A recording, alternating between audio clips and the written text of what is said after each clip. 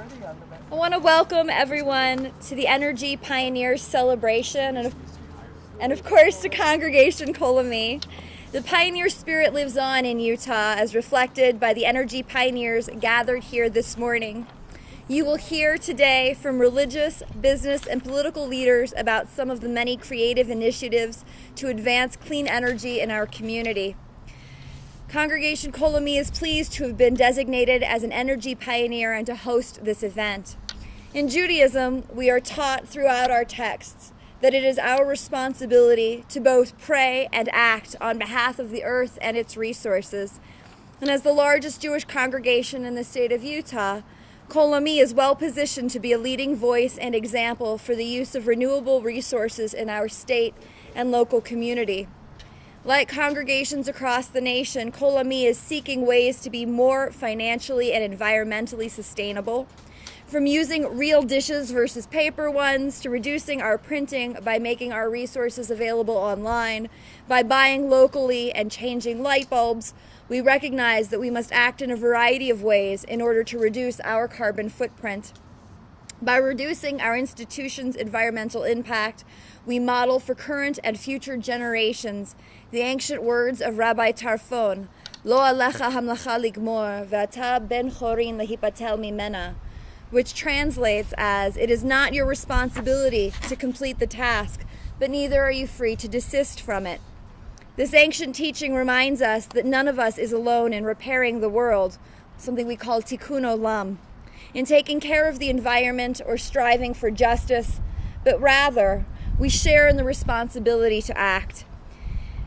Furthermore, this teaching reminds us that individual actions do add up, and that if all of us act, we are not free to desist from acting.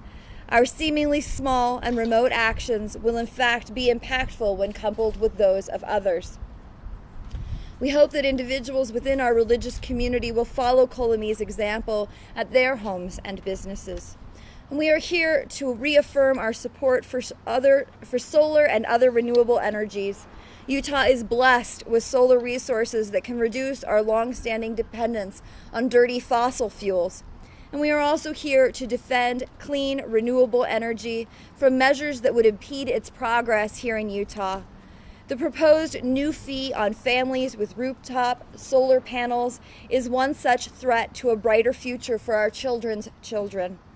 Congregation Kol Ami joins the groups, churches, businesses, individuals who represented here, calling upon the Public Service Commission to deny Rocky Mountain Power's solar surcharge, requesting pending a genuinely thorough analysis of the full range of solar energy's benefits.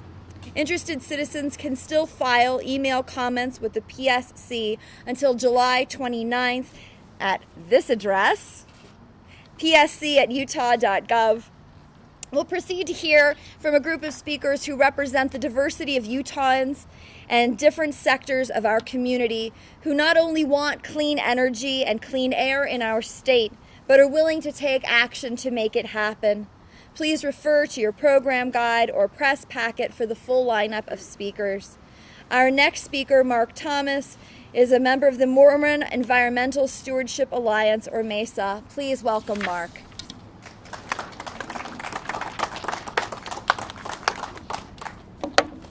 Thank you, Rabbi.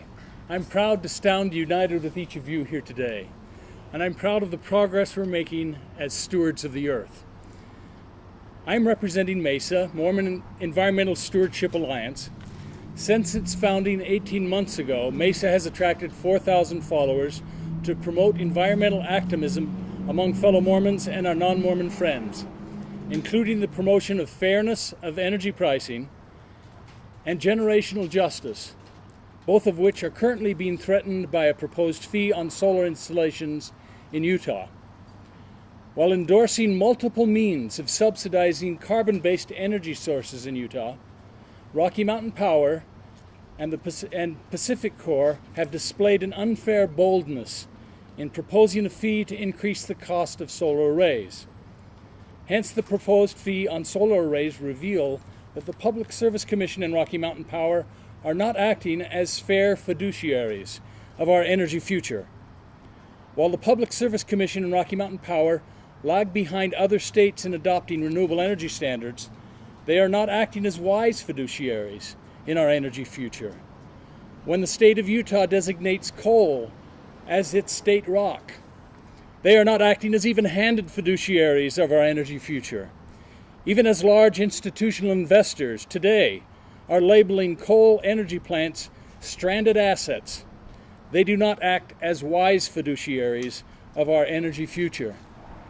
This unwise proposal to add a solar fee not only offends our sense of fairness, it robs the pockets of our children. We are debtors all. We borrow the earth from future generations with interest in order to enjoy it today. Anything and everything we do that affects our planet, even solar fees, is such an act of generational borrowing. Borrowing with compounding interest against that future. A recent report sponsored by the United Nations states that if we are to avoid the worst effects of climate change in the United States, we must cut our greenhouse gas emissions from coal-generated plants in half and reduce our usage of natural gas, both in the next 20 years. These goals are not currently part of the Rocky Mountain Power long-term plans, nor the preliminary EPA regulations on carbon. Energy policies in Utah are therefore not adequately addressing climate change. The deed of trust securing this generational obligation requires of us a fair measure of all, for all. Costs have an impact on adaptation. Thus, this proposed solar fee abridges the terms of generational energy justice. On the basis of financial fairness and on the basis of generational justice, MESA calls upon the Public Service Commission and Rocky Mountain Power to act as the fiduciaries of our obligation to set high renewable goals, to reward those who tie their solar arrays to the grid, and to choose the path leading to a financially prosperous future. Thank you.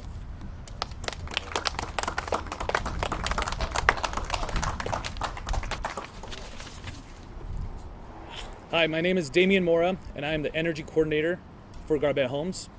I have the honor and privilege of working every day with a knowledgeable and passionate staff, site managers, and contractors that all share a common goal with us of building solar-powered, affordable, energy-efficient homes. Garbett Homes has been building homes along the Wasatch Front for more than 30 years, and in 2008, Garbett took on the task of building the most energy-efficient homes with renewable energy. We strive to offer the most up-to-date technology and innovative designs in a comfortable and functional home, all at an affordable price. We are deeply committed to green building practices and constantly looking for new ways to improve in every aspect of energy efficiency, sustainability, and environmental responsibility. Utah boasts an extraordinary solar resource, and we strongly believe that all Utahns should be reaping the benefits of that non-polluting energy.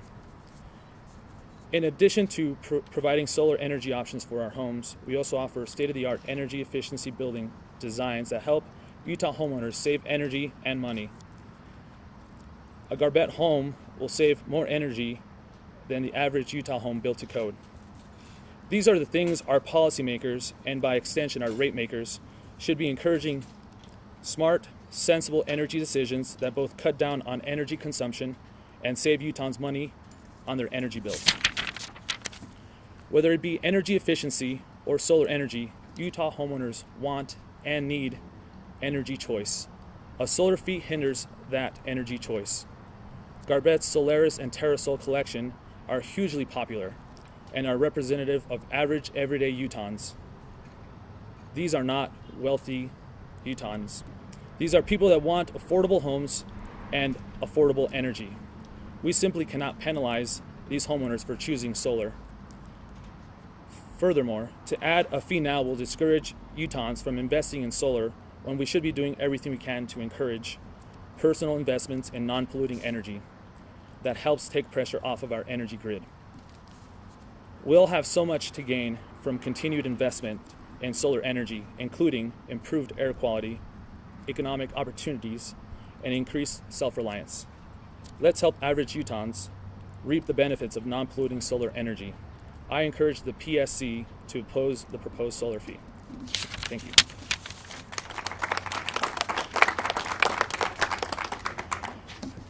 My name is Arlyn Bradshaw, and I serve on the Salt Lake County Council. I think all of us are well aware that as we look to our future and we look at issues such as our air quality, it's vitally important that as governmental entities, businesses, and individual consumers, we seek out and bear responsibility to seek out alternative and renewable forms of energy. I'm so privileged and proud to be able to serve at a local government that has made that commitment and believes strongly in that narrative. At Salt Lake County, we have installed solar panels on the roof of the expansive Salt Palace. We've converted our fleets to biofuels. We have electric charging stations that we've just installed at the Government Center at 21st South and State Street. And just last week, along with the Olympic Legacy Commission, we have agreed to install solar panels over the parking lot, the parking areas at the Olympic Oval in Kearns. These are just a few of the commitments that your county government at Salt Lake County has made to advance alternative forms of energy production.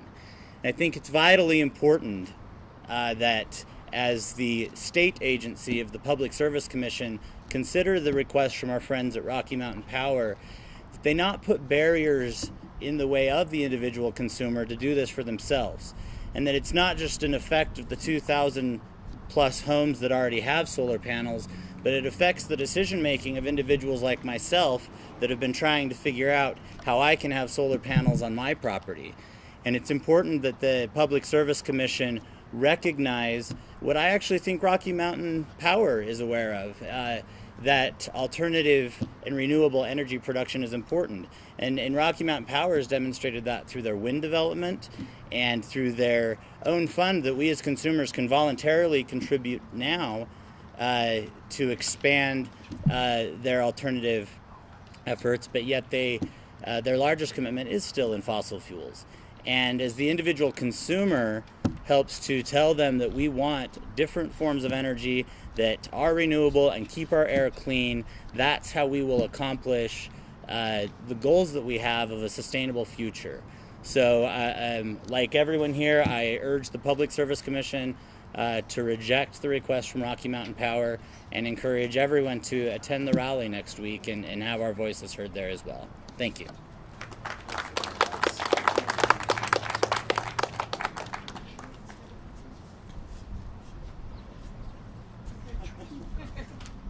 They threw me off. I'm Jane Schwein. I'm the senior pastor at Christ United Methodist Church. I moved to Utah just over 2 years ago. And it's been an eye-opening experience, especially since I moved to Utah in January when I could hardly open my eyes. I am concerned personally, and our congregation is concerned about this surcharge that's being proposed. We were the first religious organization to have solar in our facility. We hope to expand that as the years go on, but we also know that it is ultimately a social justice issue, that anytime we raise the rates, and especially in this surcharge situation, we are essentially punishing people for wanting to do the right thing, to switch from fossil fuels to a renewable energy source.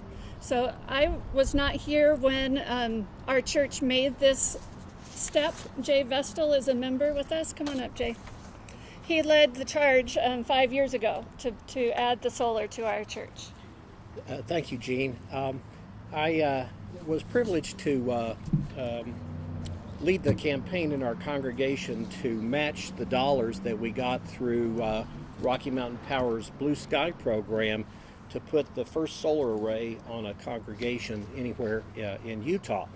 And I think it's important to point out that those dollars, while directed by Rocky Mountain Power, actually came from citizens like you and me who add dollars to our bills every month. Those are dollars not being contributed by the corporation. They're being contributed by citizens to support the Blue Sky program, such as the great program right here at Kol Ami.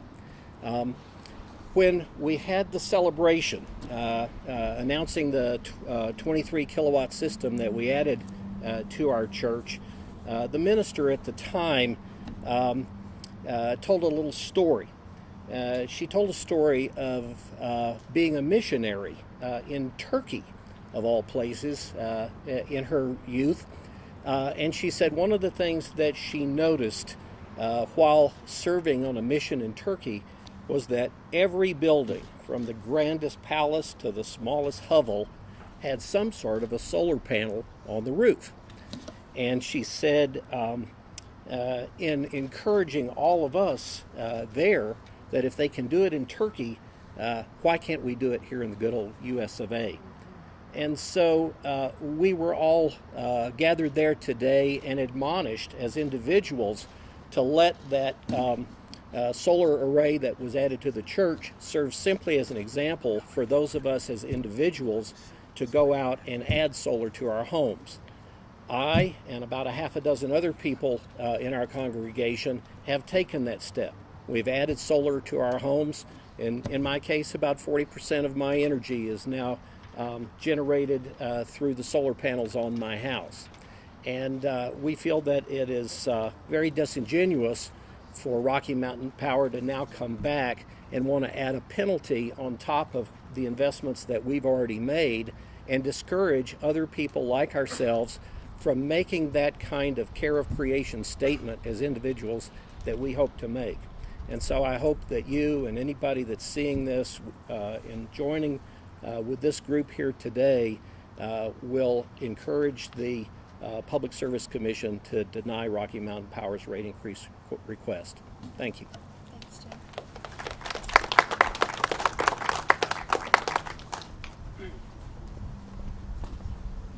Hi, I'm Mike Walton. I'm with Creative Energy Solar in Salt Lake City, and I'm very pleased to be involved with these great various groups here. So I wanted to just briefly talk about this tariff as it relates to somebody that earns their living in the solar industry.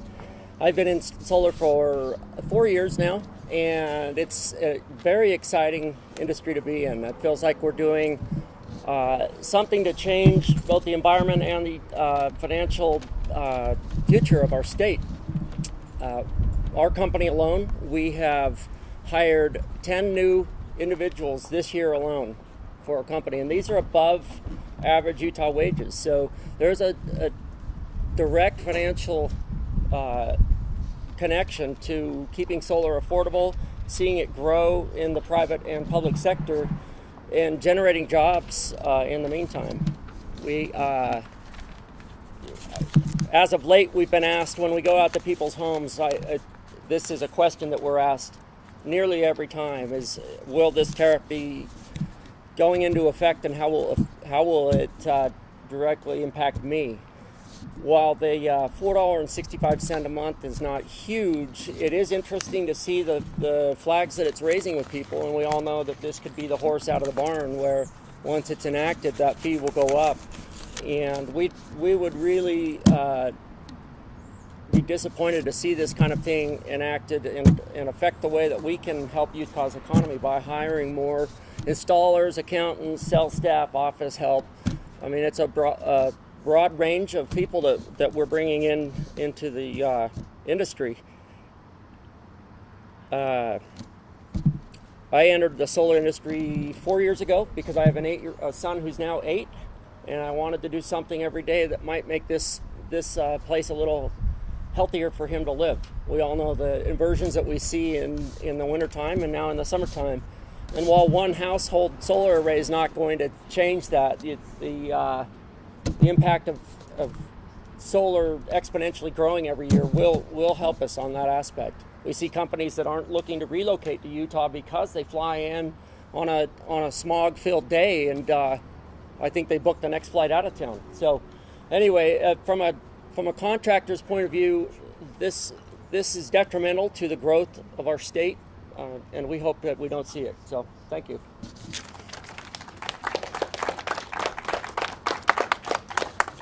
Hi, I'm Patrice Arent. I am the founder and the co-chair of the Clean Air Caucus at the Legislature. And as we've heard today, and we've heard from many people, it's so important to clean up our air quality. It is so important for our health. It's important for our economy, as we have heard. It affects our tourism. It affects businesses that are willing to locate here.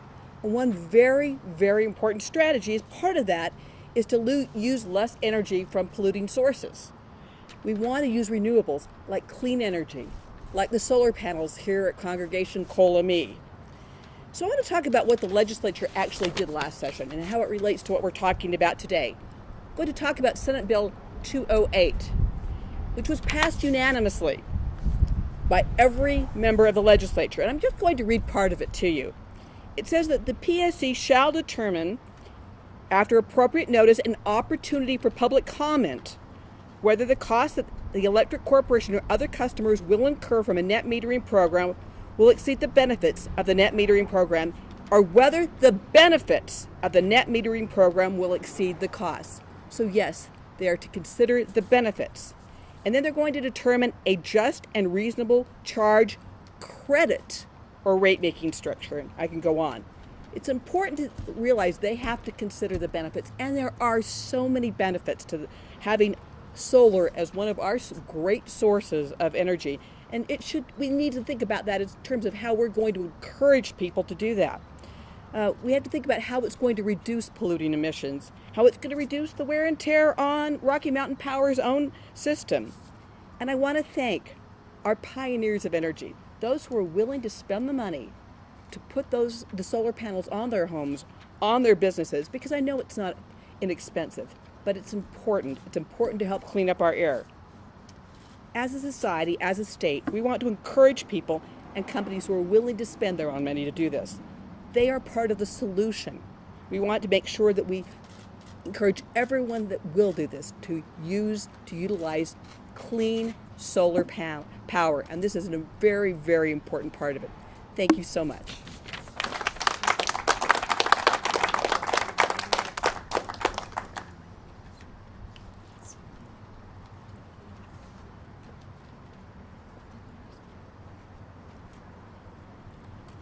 I want to thank you all so much for being here today, for listening, and for celebrating these pioneers of energy. Few reminders, please. One, to make your voice heard, both by writing to the council. Second, Rocky Mountain Power actually has a survey. It's pretty clear what the correct answers should be on that survey. So we, for the benefit of the future, of our children, of all of us who live here, our power affects the air that we breathe. Our power affects the way that we will be able to live well, healthy, sustainably in Utah.